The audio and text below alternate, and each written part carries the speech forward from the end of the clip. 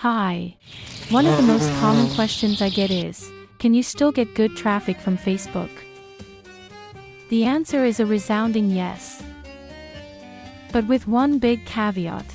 The unfortunate thing is that for most people, the days of getting a lot of organic traffic from Facebook are long gone. Facebook has made changes so that Facebook pages just don't reach many of their fans anymore. They claimed this was to keep people's news feeds from being cluttered with too much content every day. But of course it had the pleasant, for Facebook, side effect of killing organic reach. Now, if you want traffic from Facebook, you have to pay for it. Even if you paid for most of your Facebook fans, you still have to pay more money to reach those people you already paid for. Sucks, huh? But it's Facebook's site, so we all have to play by their rules. There's just no way around it. The good news is that it's relatively simple to create an ad on Facebook. And it doesn't have a huge learning curve. A few days of practice and you'll practically be a pro. More good news. It's more affordable than you probably think. You can get good results on Facebook for just a few bucks a day if you're careful with your targeting and spend some time tweaking your campaigns for the best results. Over the next few days we're going to take a look at some of the best ways to use Facebook to get more traffic. And we'll look at how to make sure you get the best results possible at the lowest price. We'll explore some of the different types of ads. And we'll see what each type of ad is best at achieving. If you've ever wanted to learn how to get good traffic from Facebook without spending a fortune, watch this space over the next few days. Hi. Another question I see often is, which type of Facebook ad is the best one? To that, I have to ask, which road is the best one to take? Most people are puzzled and don't know what to say. But if you get what I'm trying to say, the one that gets me to my destination. Bingo! The best road for you is going to lead to your destination. If you want to get to New York from Atlanta, you're probably going to take a very different path than someone going from Atlanta to Los Angeles. If your primary goal is to get people to join your membership site, you're probably going to want to use a very different type of Facebook ad than someone trying to get sales at their clothing store. Or someone who wants to build their email list. Or get views to their YouTube video. In order to know which type of ad you should create, it's important to think about exactly what you want to accomplish with it. Traffic is usually not a legitimate answer. What do you want to do with that traffic? Do you want sales? Do you want opt-in subscribers? Do you want to boost your engagement? If you use the guided creation tool, Facebook will literally guide you through the entire process by asking you what you want to do with your ad. And then taking you through the whole process of creating the ad. If you're new to Facebook ads, you might want to stick with this tool in the beginning. You can always create your ads manually whenever you feel comfortable with it. We'll talk more about the two different ways to create ads in a later email. But for now, you should just realize that the different types of ads each have very specific uses. And which one is best is a very subjective thing. Tomorrow we're going to start talking about some of the different types of ads. And how each one can be used. Hi. By now you're probably wondering what all these different types of Facebook ads are, and what they're best used for, so that's what we are going to cover today. Facebook has a nifty guide to the different ad formats. They have the ad types organized into different categories that are based on what each type of ad can accomplish. Let's take a look at the different ad formats and what each type is meant for. Video. Video ads are best for when you really want to attract attention. They tend to grab more attention than any other ad type. Video ads can be used to promote nearly anything, and they tend to be one of the most effective ad types. Image. Image ads are appropriate when you have a stunning image you'd like to use to promote something. Image ads are generally much more effective than text-only ads. Images can also be used to promote nearly anything. Collection. Collections are used to display products from an online catalog, and they are customized for each viewer based on their shopping habits. Collections are for promoting products from an online store. Canvas. Canvas ads are mobile only, but they allow for a wide range of interesting interactions that grab attention and keep it centered on your ad. They have the benefit of loading up to 10 times faster than other mobile content, and they really get people into your content because people can pan, tilt, swipe, and more. Canvas ads can be used to promote nearly anything. Carousel. Like collections, carousel ads are used to display images from an online catalog, and each product has its own link to the product on your site. They can be used to promote products from an online store. Slideshow. Slideshow ads are similar to video ads, using images, motion, and sound to attract attention. They can be used to promote nearly anything. Lead generation ads. Lead generation ads are made to gather email addresses, telephone numbers, or any other info you need to market your business. They are perfect for helping you build your list. Offers. Offers allow you to post live discounts on Facebook. Your ad can appear as an image, video, or in a carousel. Post engagement. Post engagement ads are ideal for getting more likes, comments, and shares of your content on Facebook. This is a good option if you're just looking to boost your engagement or raising your profile on the site. Event responses. Event responses ads are designed to promote events. They can be used for online or offline events, and you can use an image or video for your ad. Page likes. If you want more fans for your Facebook page, this is the type of ad you will want to choose. You can use an image or video to get more people to like your page. Hopefully you now have a better idea of what each ad format is best used for. Tomorrow, we'll take a look at the guided creation tool and how you can use it, as a beginner, to create ads on Facebook. Hi. I know it can be daunting to get started with Facebook ads. There are a whole lot of options. Sometimes it may feel like there are a whole bunch of different ad formats that are perfect for you. So which one should you use? Well, you can start with the Guided Creator tool. This tool starts by asking for your objective. It has the following options listed: brand awareness, reach, traffic, engagement, app installs, video views, lead generation, messages, conversions, catalog sales, store visits. If you're directly looking for sales, you will probably want to choose one of the last three options. The other options can also be used to get sales, but they would be indirect sales. Once you have chosen your objective, you will need to name your campaign and click Continue. The options you see on the next page will vary based on which format you chose. You'll see information such as your potential reach, estimated daily reach, and estimated daily clicks. Just scroll down the page, filling out all of the fields until you get to the bottom. You'll notice your audience size and reach information will change as you fill out the different fields.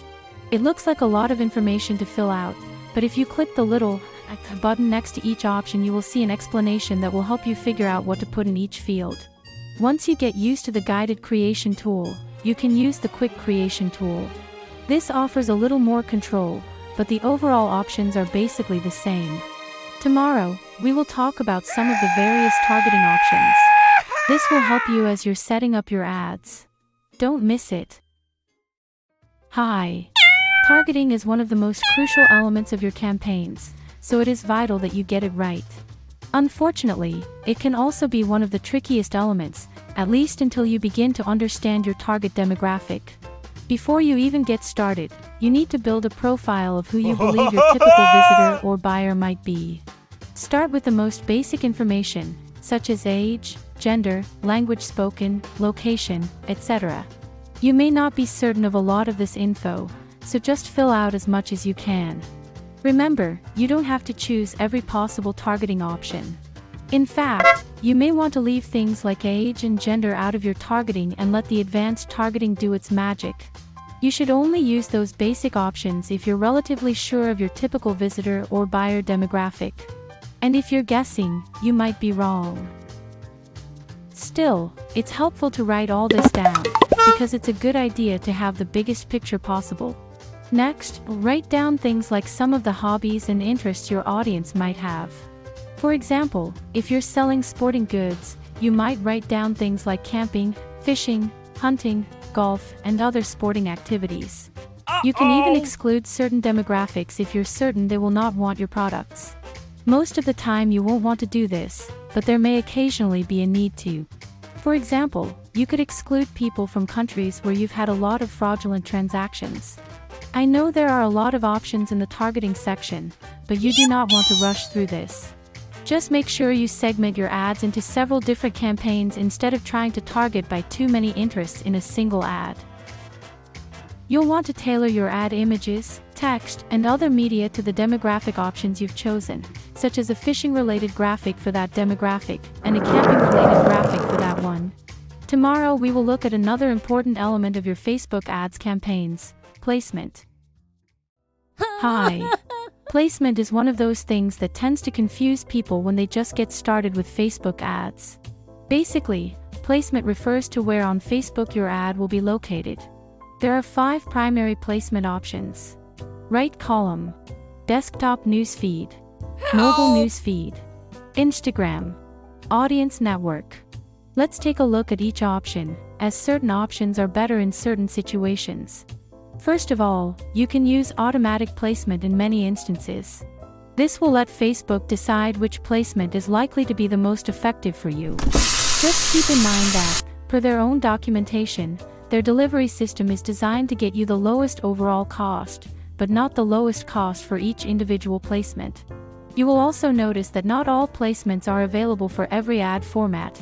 You'll see different placement options depending on which format you choose.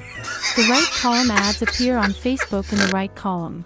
These ads generally have the lowest CTR of any placement, so it's best to avoid it until you're more experienced. The desktop newsfeed placement is shown directly in the newsfeed to people using the Facebook website on a Mac, PC, laptop, or other non-mobile computer. Unless you are specifically advertising to mobile users, such as for mobile apps, this is probably your best option, because it offers the widest possible option of actions. They do have the highest average cost per click, but they are also generally the most effective. Mobile newsfeed ads are just like the desktop placements, except they appear in the newsfeed only on mobile devices like phones and tablets. All of the advertising objectives use this placement as one of their options, so it's a very popular placement choice. Cost per click is generally lower than for the desktop newsfeed placement, as well. However, if you have a complicated process that isn't mobile-friendly, it's best to avoid it. For example, if you have an online store that isn't optimized for mobile, or you're advertising a game or software that isn't compatible with mobile devices. The Audience Network will let you place your ads on websites and other places off of Facebook. This option is only available if you choose the mobile newsfeed placement as one of your options, because it is linked with that format. This option is not good for most people, because most of your ad impressions will go through this network if you've selected it, and the traffic quality is often terrible. The cost per click is relatively low, so if you're just looking for raw traffic numbers, it might not be a bad option. But if you're looking for a return on your investment, you should probably skip it. The cost per click can vary based on a number of factors, so be careful when using this option and keep an eye on your spending. Tomorrow is our final lesson, and we're going to tackle a complex topic that is very, very important, so don't miss it. Hi. We've covered targeting already, so what's this retargeting stuff? Think of it this way. Have you ever wondered what happens to all those people who leave your website without buying anything or joining your email list? Wouldn't you like another chance to get those people back? Retargeting lets you do exactly that. Have you ever been on Facebook or some other website and seen an ad for a product you just looked at very recently? Maybe you searched for something like Dora the Explorer backpack on Amazon, and lo and behold, that exact product suddenly shows up the next day on a banner in your newsfeed. What the heck? This is retargeting. It allows you to use a prospect's shopping and browsing habits to draw them back in for a second chance at getting their business. It's a bit technical to set it all up, but trust me, it's well worth the effort. It takes the average person about 3 times seeing the same thing before they take action, so you can greatly improve your results by showing them the same thing multiple times. The first thing you need to do is set up an audience pixel to track people. Here's how it's done. Log into your ad manager on Facebook. Click Audiences. Click Create Audience and then select Custom Audience.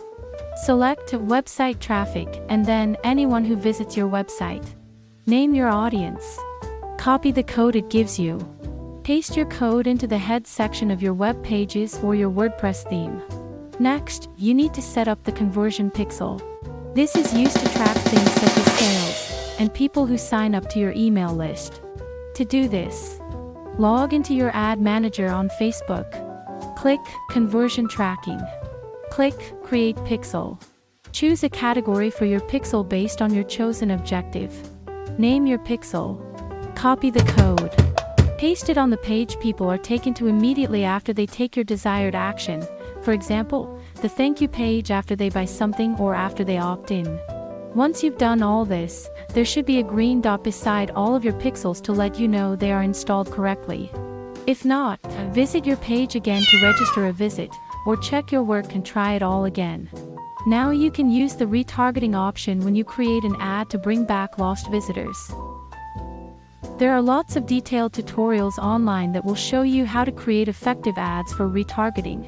It's too complex to cover in a single lesson, but if there are enough people interested, I might do a separate series on it. Interested?